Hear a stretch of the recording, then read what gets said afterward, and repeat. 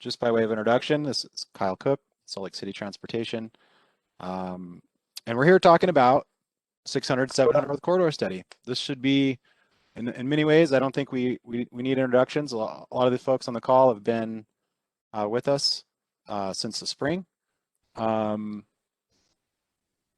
So what do you think, Tim? Should we just jump in? Let's jump in. Okay, fantastic. Quick agenda. And we're talking really about where we are. This is an update for the group. We last met in, was it late October or early November? And since then, we've rolled out a large community survey focused on asking folks to respond to 3 different concepts that are big visionary pictures, big visions for the corridor. And we're here to basically talk about what we heard back and chart a path forward.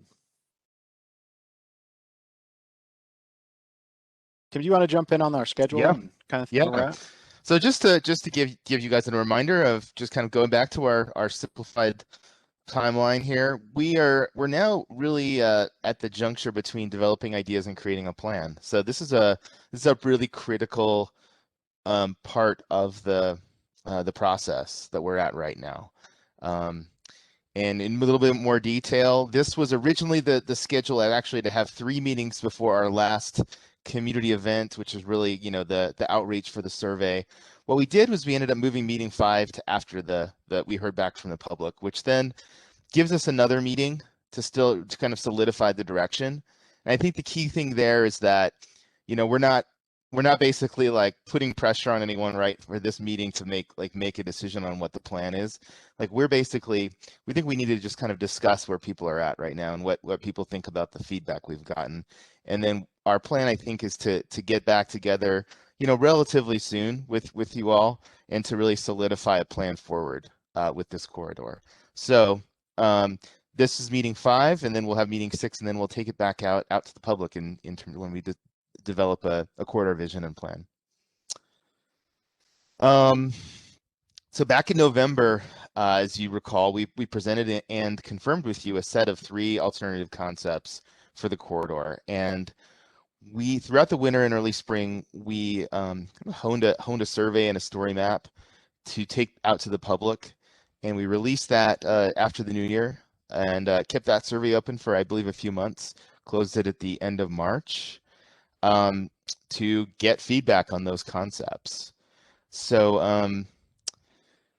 in order to put the feedback that we got in context, I want to back up a little bit and go back to our corridor goals that we developed actually about a year ago for this corridor in our first few meetings. And so again, going back to those goals, they're super important for this project, and it makes sense to keep going back to those.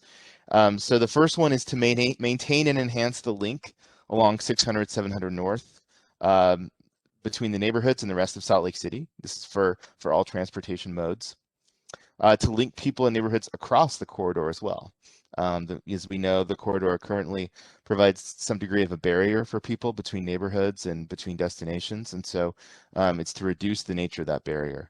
The third goal is to maintain the corridor's regional connections, so thinking about connecting to the different freeways, the Redwood Road, the different transit routes that connect there, connecting to the capital and downtown Salt Lake City, the regional destinations.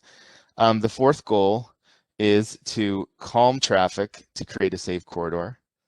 The fifth goal is to create a beautiful street with great places reflecting neighborhood pride.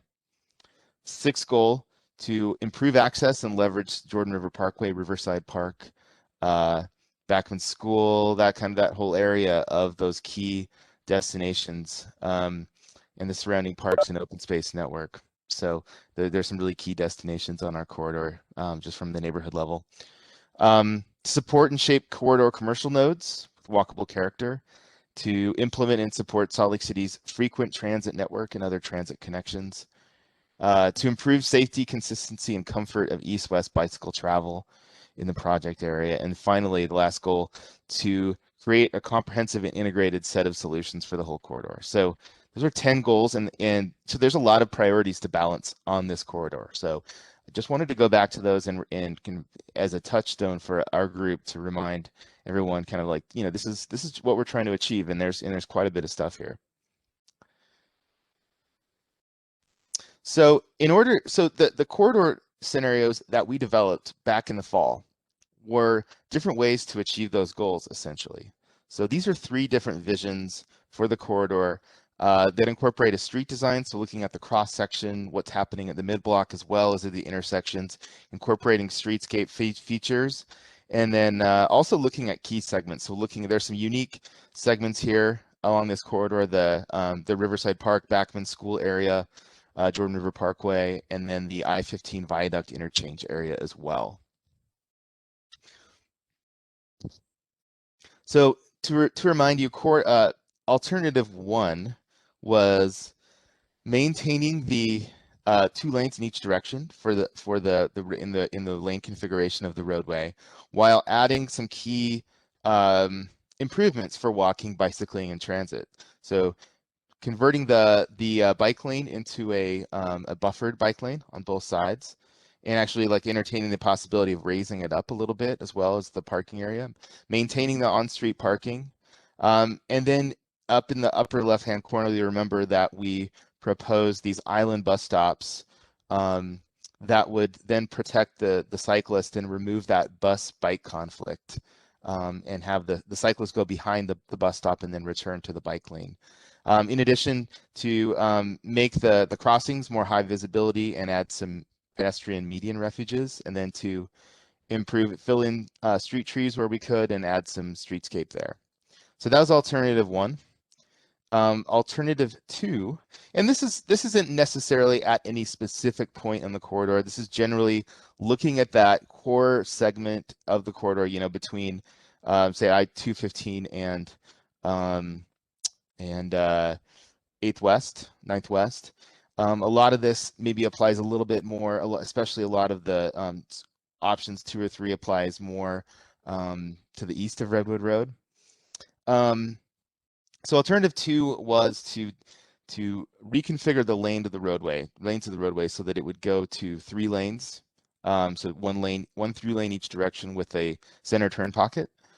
And then the key feature of this scenario is to have a wide center median, as wide as we could make it, with large trees serving as a pedestrian refuge for people crossing the street, serving as kind of a key identifier of the neighborhood and beautification of the neighborhood, where where you cross it, there might be some public space there on the median, and then improving the bike lane, and where needed, putting in wider park strip, putting in bulb outs to shorten the crossing, and then improved bus stops in the park strip.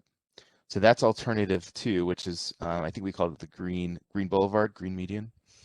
Alternative 3, same lane configuration, so same kind of 3-lane lane configuration in the roadway with 1 lane each direction.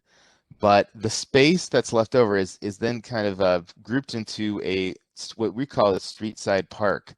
So with a multi-use path running alongside it, different spaces for activities, with the bus stops integrated into the street side park on one side, and access to homes would be through a shared drive that would be pedestrian accessible and vehicle accessible. Then a protected bike lane on the other side. So you'd have the most protected bicycle experience with this alternative. That's alternative 3. So those are the 3 different alternatives that we asked people about, and we reviewed with you all back in November, and then we got feedback on for the survey. Oh, and then in addition to those cross sections I showed, we also looked at different treatments for those key areas, the school park area, as well as the viaduct I-15 rail track area. So these are just showing the alternative 1 options, but we had options for all the different alternatives that people gave us feedback on.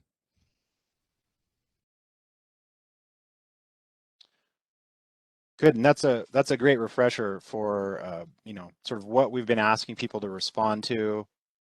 Meanwhile, we've been doing a lot of work to tee up the funds to actually to do this work. So even though we don't know, exactly what what we want to do on the corridor, I think we have some ideas of key themes, but we're also in the process of looking for the funds to make that happen. And so we wanted to give you a quick update.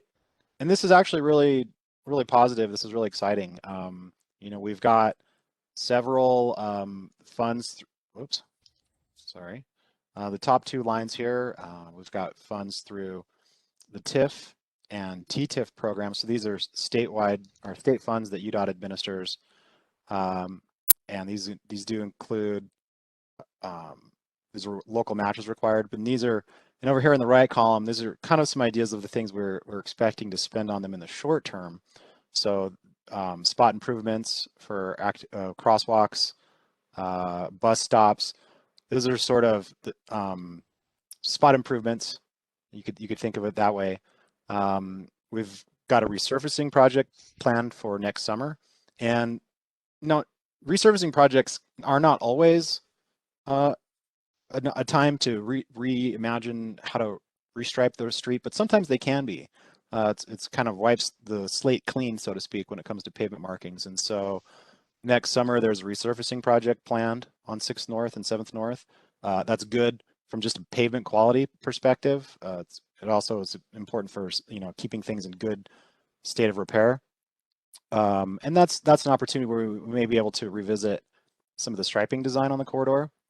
And then more long-term, kind of the big money is in these lower categories here. So we've got a tentative approval for reconstruction of the corridor west of Redwood Road through the STP program. I left it as pending. That's still being finalized, but it's it's early indications are that it's going to be approved, and so that's a really big resource and an opportunity to implement all these big ideas that we've been talking about. We've also got some pretty similar sizable amounts of funds that are kind of going through the process of being approved. So we can't really count on it yet, but if it plays out as we hope, we'll end up with funds that could potentially do some major reconstruction of the corridor between 22nd West and the eastern terminus is a little bit to be determined, likely 8th West. We'd like to go a little bit farther, but it kind of depends on how the funding shakes out. But this is really important and good news because as Tim just walked us through some of those concepts, those types of things to do are very difficult to implement on a corridor level by just doing spot improvements. And so the scale of some of those changes would require a reconstruction. So it's really exciting to know that we're going to have those opportunities in the near term. Great. Are there any questions on this real quick? I'll just pause here. This is sort of an important piece.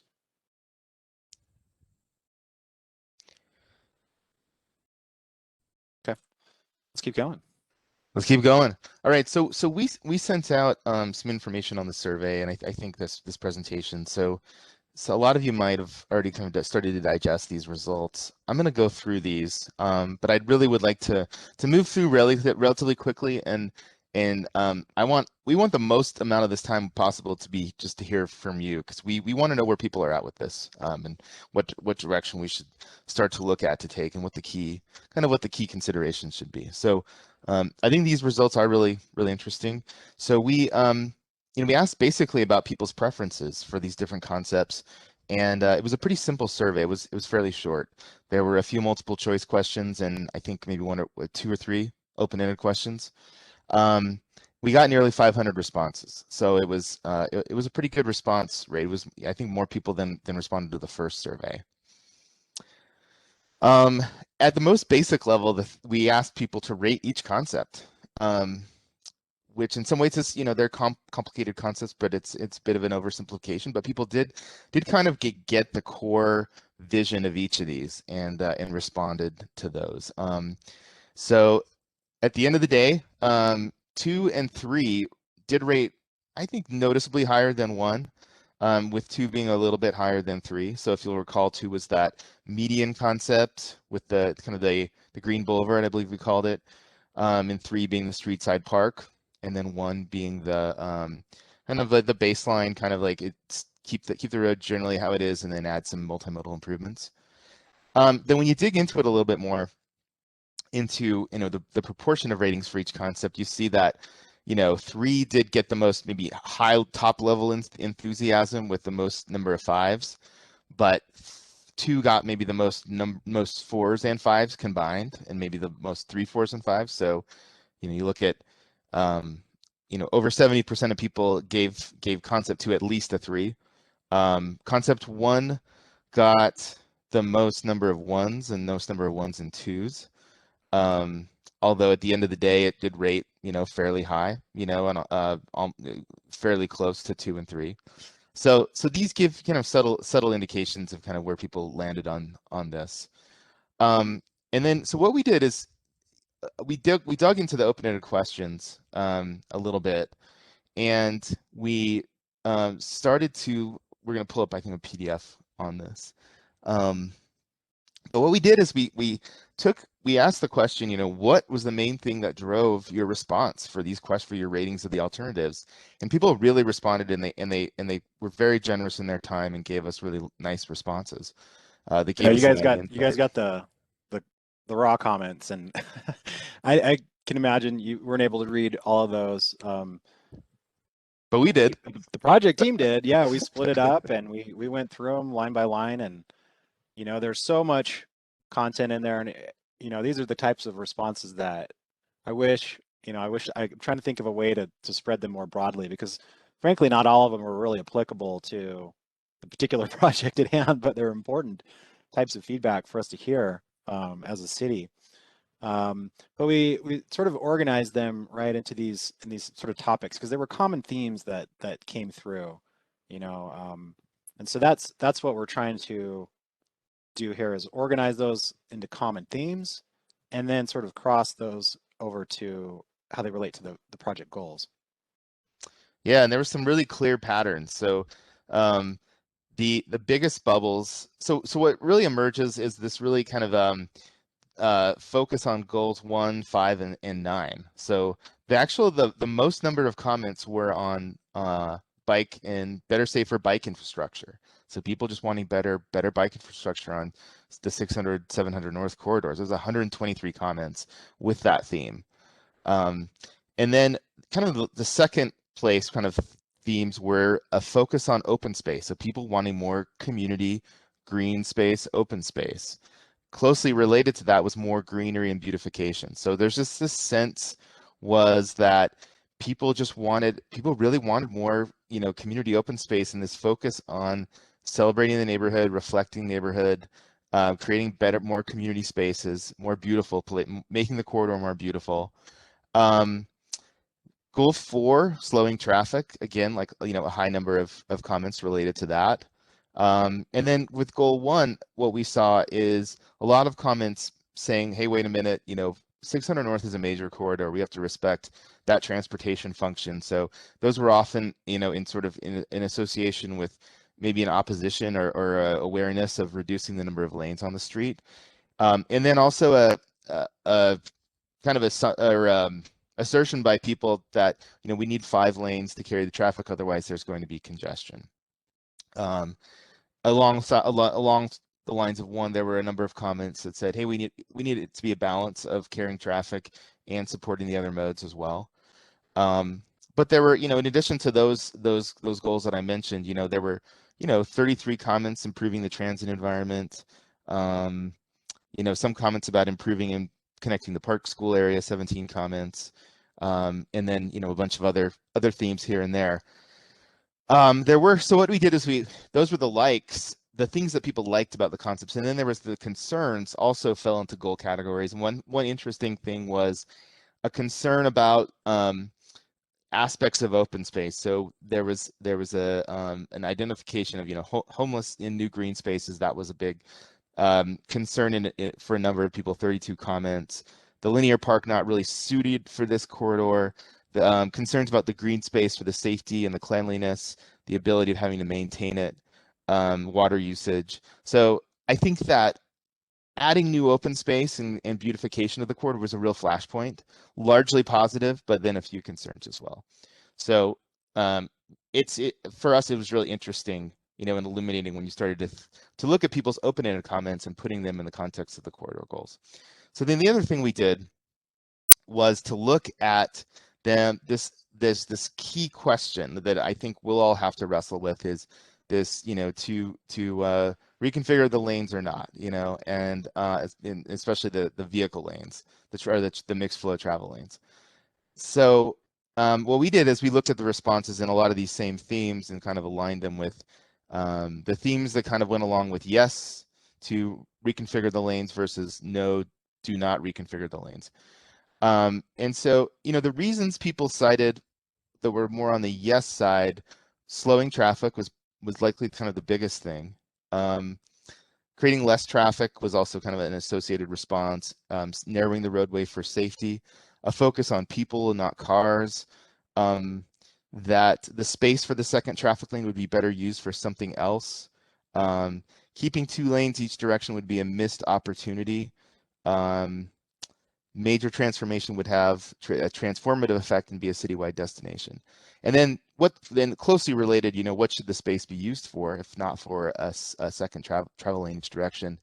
Again, more community green space, greenery and beautification, increasing pedestrian safety, better, safer bike infrastructure. And I should say that not all the people that wanted better bike infrastructure and pedestrian infrastructure, even open space, were aligned with this position of that there should be a lane reconfiguration. It's a little more complex. So we're oversimplifying a little bit. So some of those comments weren't necessarily in support of a lane reconfiguration, but a lot of them really were. I would say the majority of them, having read through all these. So then in the no side, I think, again, you know, it comes down to the 6 North is a major corridor, 74 comments along those lines. And then, you know, you need 5 lanes to avoid the traffic congestion. Also, you know, getting around the neighborhood would be less convenient. Traffic will go to other neighborhood streets, you know, cut through traffic idea. And then, you know, kind of some opposition to, you know, what some of those other uses would be with the open space and concerns about that open space. And then I think we took some samples of a lot of these comments just to give you some examples of some of these. Go back, there we go.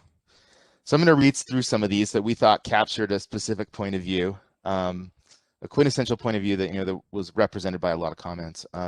Narrower lanes for cars make neighborhoods safer. More green space increases quality of living. Sustainable transit options should take priority over cars.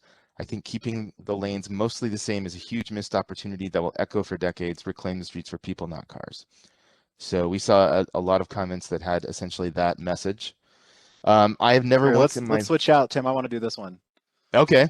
I have never once in my life been compelled to walk down 600 North despite having lived on 400 North, and I would certainly walk and bike if sizable improvements were made from an aesthetic and safety standpoint. I really like the amount of greenery in the second and third concept, and I would love for the area to have a linear park like described in concept 3. I can imagine diverse kids, considering the area, safely playing and inviting others to join them. Okay, you do this next one. All right, we'll alternate so you don't get tired of one of our voices. That's right. That's great. I like the idea of a linear park existing along the side of the road rather than a landscape median. The side of the road is easier to get to and allows for easier continuity of the park between intersections. I find that although the green medians on streets like 600 East look nice and help to calm traffic, they're not really not an efficient use of space since nobody uses them for recreation. In contrast, the linear park would maintain these positives, calming traffic, making it easier to cross the road, but would also allow for recreational use. The baseline with enhancements design should be totally off the table. This road does not need 2-car travel lanes in each direction when the nearby North Temple can easily handle any additional traffic that would divert away. So it makes the argument a lot of people said is a median doesn't provide usable space. And actually the next comment I believe has kind of the opposite take. Speed and safety seem like 2 of the biggest issues to me, and I think that the consistent, hopefully full lane width median would be the best way to address both those issues. And if additional greenery would be great on that wide road. Our neighborhoods deserve trees too. A lot of Um, comments about greening. I that came out a lot yep. is the sort of just the aesthetics and the softness that that additional green space brings. All right, so some other perspectives. Concept one makes the most sense because 600 North is a high traffic street servicing Rose Park community. Many people use the street to get to from work, school, entertainment, shopping, dining. So a lot of people saying, look, this is a major corridor. And that's kind of the key thing that we need to keep in mind here. And we're concerned about changing it too much away from that function. As the west side grows, or the west side of our city grows, our road will have more traffic, and removing lanes would be short-sighted. A lot of talk about the growth and kind of concern about the Yeah. growth kind of aspect of it. Yep. The Jordan River Trail and River grossly suffers from city neglect between North Temple and north to Davis County. Have you seen the graffiti, dog waste, trash along the trail, and insane amounts of trash in the river in this area? I love the visioning for the road concepts, but without maintenance, it just turns into detrimental space. What is the city's action plan for appropriately caring for the infrastructure, like the trail and the natural surroundings, like the river? Maintain what we have is the first priority. And we heard this, a decent amount is just concern about the maintenance of any kind of new improvements. And maintenance of the improvements, and also I think from some people's perspective, there's just not an alignment of priority for streets, what I would call streetscape upgrades. I mean, a lot of people are concerned about um, unlawful activity, homelessness. Um, just there's more going on in their lives than thinking about transportation. And so, there was a lot of questions about why should the city be investing in this at all when there's other problems that are potentially more compelling. It's a fair point.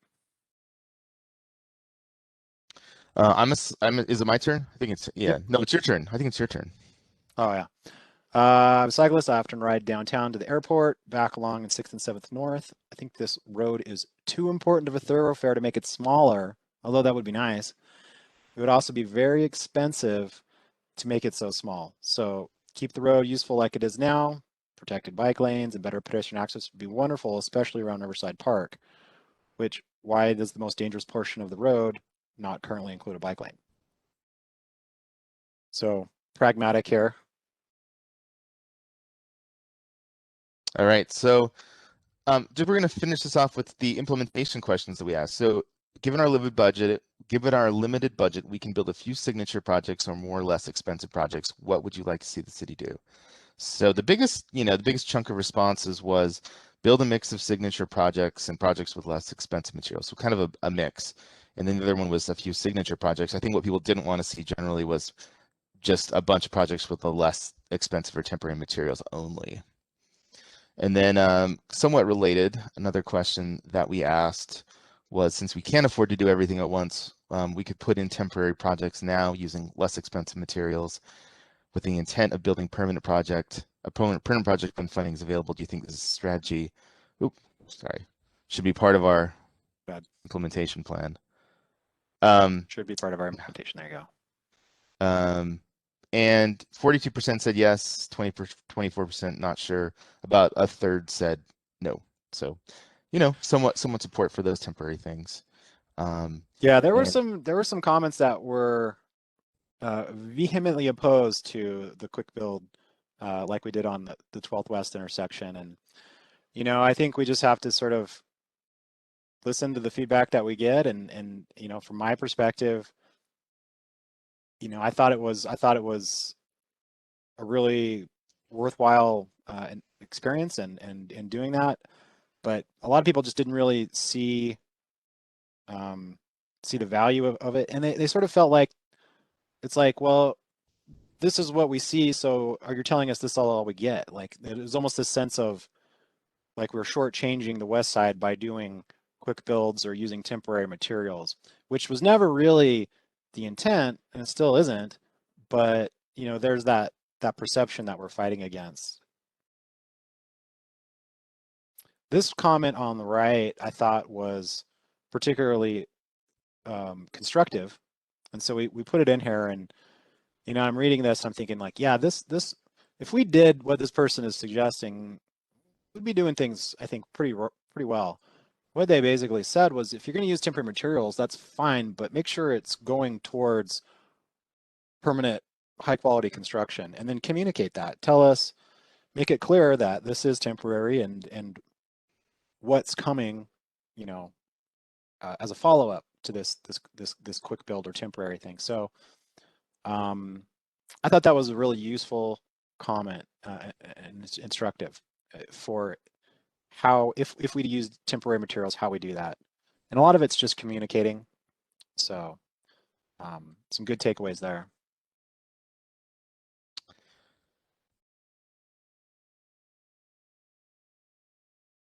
So I'm just going to quickly hit on these takeaways. Pretty polarized responses. Just having read through these, often oriented to the lane reconfiguration idea. Again, key arguments for the lane reconfiguration: to slow traffic, provide space for other modes, especially community open space, and an overall quality investment in the west side. Against arguments being, major transportation corridor, concern about traffic congestion, maintenance, public safety implications of open space. They all had significant support. 2 and 3 really had significantly higher average scores, with 2 slightly higher than 3. And 3, got the most passion, kind of like enthusiasm, I guess you could say. 1 getting the most kind of displeasure. 2 kind of having the biggest kind of middle group rating. Goals 1, 5, and 9 really had kind of the most interest. And people generally want to see signature projects, but with some temporary improvements mixed in, they're okay with. And Kyle's going to talk a little bit now about the question of that traffic congestion. So there has been this kind of question. Well, is the traffic going to be congested if there is this lane reconfiguration? So we thought we should address that. Yeah, and I'll start with 2 things. This is really the last section of slides that we have prepared, and the rest of the time we just want to kind of have a roundtable discussion. So this is we're about done here with the presentation portion. But this is an important question, and as we were sort of monitoring some of the social media discussions, the Rose Park Facebook page, for example, there was definitely, this was communicated to us of like, well, we feel like you're sort of leaving it up to us to decide what the impact of the lane reduction might be in terms of congestion. And that's we don't really have the information. We're kind of just inferring the best we can, and hence why we got so many comments that expressed that as a concern. And what I'd say was that we'd looked at the traffic data and had done our due diligence in advance of putting out any concepts that showed a lane reduction that indicated, and I'll talk here about that. The reason we didn't put that information out as part of the survey was it was just a lot. If you went to that story map and we're clicking through the different tabs, you've got multiple tabs with multiple sections, and we just felt like it was too much information, frankly, albeit an important one, and something that I think we'll have to backfill in terms of outreach and communication for us to move forward. So that's kind of a next step for us. So here's a couple of things that I want to just sort of put out there to this group. So question about reducing traffic lanes. In terms of, how things will function, well, we kind of had an opportunity to learn what would happen if we had lane closures or lane reductions out there last summer, albeit our traffic volumes were, a little bit depressed due to the COVID pandemic. But this image showed this rolling lane closure of a pipeline replacement project that went for several months, closing lanes along the corridor, and people were still able to get to where they were going, and life continues. So we kind of have that personal, that actual experience on the ground of having fewer lanes. But let's take a look at the data. there's a lot of different ways to look at traffic volumes and what it tells us in terms of, what sort of lane cross section will make it work. So there's kind of a lot on this. We've got what we call tube counts. We go out and lay down tubes and it collects information on volumes and speed. We have this information from pre-COVID period. And there's a couple of things. The chart down below here, this shows eastbound and westbound volumes by time of day. And what this tells us is a couple of things. One is volumes peak in both directions in the sort of typical PM peak period. But what's important is that the most it gets is below 700 vehicles per hour in each direction. What we know from typical industry heuristics is that a single lane can typically carry about 900 vehicles per hour on a street like this with signalized intersections in an urban area. So from that point of view, just from the data alone and our experience, it's below capacity for a two-lane. The demand is lower than the capacity for the lane that's out there now, and this would suggest that a single lane could serve traffic. The daily for existing demand, the daily level of traffic is about 13,000 vehicles per day, and just so for comparison, I was looking at some counts for 900 West near 5th South, that were done recently after the 5-lane to 3-lane conversion. That section is carrying 14,400 vehicles per day. So this is just sort of a case study that, yeah, we can handle that kind of volume, reallocating space for a 2-lane road. And I think, we can't really have this discussion without thinking about the future. And so I wanted to just take a minute to talk about growth and what's expected. So from the trend in terms of traffic volumes has been fairly flat. We haven't seen a lot of growth in traffic in the area, and if anything, it's dipped a little bit. We have, forecasting tools. The Wasatch Front Regional Council maintains a transportation demand model. So we took a look at that, and that's predicting a 30 to 50% increase on the corridor over the 20-year horizon, which is pretty significant.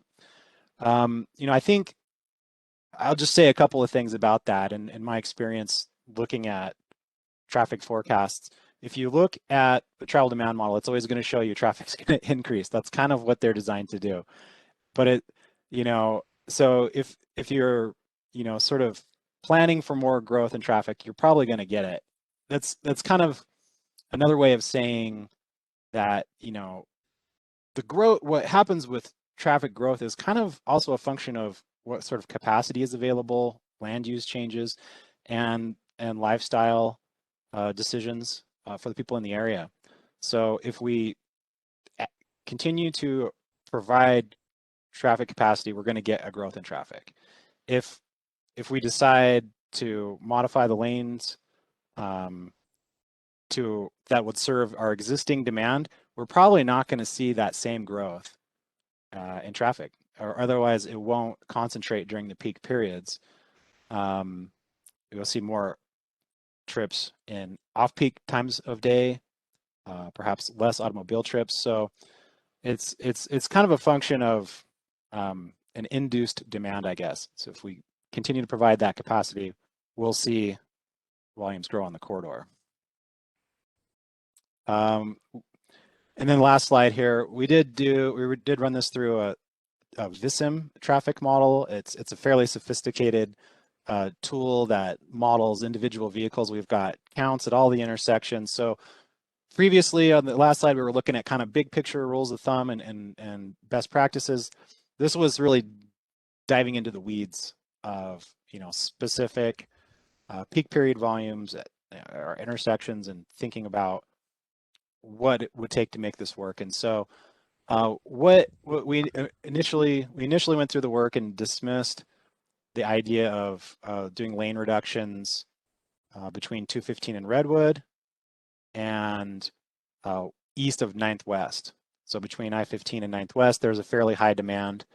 Ninth West. A lot of traffic sort of diverts onto and from Ninth West, and so um, west of that. So basically, what we're saying is between Ninth West and Redwood, and a little bit to the east, to the west there, this section works really pretty well with single lane in each direction. One of the assumptions that makes this work is that we maintain left and right turn lanes at signalized intersections. So we see, a little bit of additional queuing, but it's really not particularly dramatic or catastrophic. I think the one thing that we didn't explicitly quantify, but I think people would be interested in is that, you probably would have a little bit more delay on the unsignalized side streets waiting to turn onto 6th and 7th North, just by virtue of the fact that there would be fewer gaps in the traffic stream using a single lane. So, basically what we've said is, or what I'm trying to say is that the increase in delay at signalized intersections is pretty modest. The traffic will continue to flow just fine between Redwood and Ninth West with a single lane cross section. Now, as I said when I started this, I think this is information that hasn't been broadly shared. I think this is information that people will be very interested in. And so this is, for us, an important piece of information to communicate if we're continuing to consider lane reductions on the corridor.